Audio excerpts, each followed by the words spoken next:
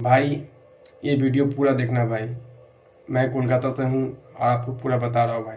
যদি পশ্চিমবঙ্গের মুসলমানদের উপর জুলুম অত্যাচার বন্ধ না হয়, যদি পশ্চিমবঙ্গের মুসলমানদেরকে তাদের স্বাভাবিক জীবনের নিশ্চয়তা না হয়, তবে 51 কোটি মুসলমানের এই দেশ বাংলাদেশ থেকে এমন খরস্রোত শুরু হবে, সেই খরস্রোতে ভারতবর্ষ নামের একটি দেশ ভেসে মানচিত্র থেকে মুছে যাবে।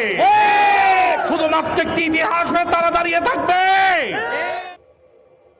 देख लिया वीडियो, ये बांग्लादेश का वीडियो है, समझे दोस्तों।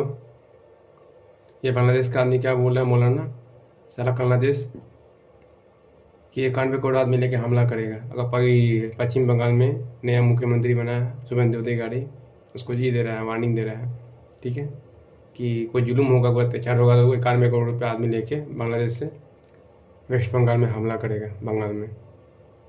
तो गाइस बांग्लादेश को बोल देंगे तो वहाँ से जो बोलना है बोल ले। अगर इंडिया में आएगा ना तो सरिया घुसेड़ दिया जाएगा, ठीक है। मैं गाली भी दिलाना चाहता हूँ, मेरा वीडियो सब कोई देखता है, माँ बहन सब कोई देखता है, ठीक है।